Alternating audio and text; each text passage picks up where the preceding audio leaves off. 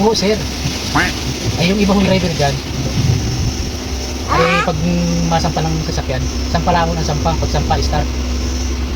Tapos hindi wala nag-check ng mga tubig. Yung isa naman, gayon din. Pag dating sa garahe, sampa agad sa sasakyan, hindi marunong mag-check ng mga kahit gulong malamang o rudo o ano.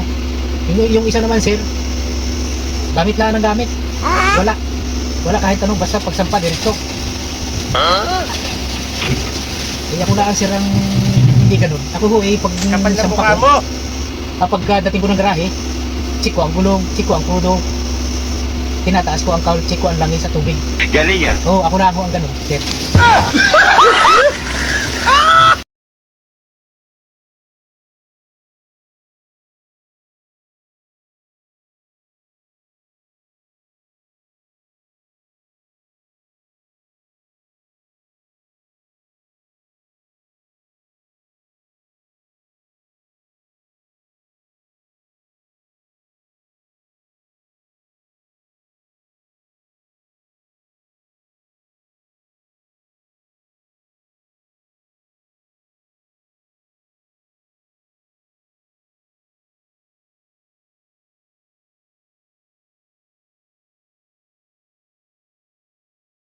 Hindi totoo yan. Bola lang yan.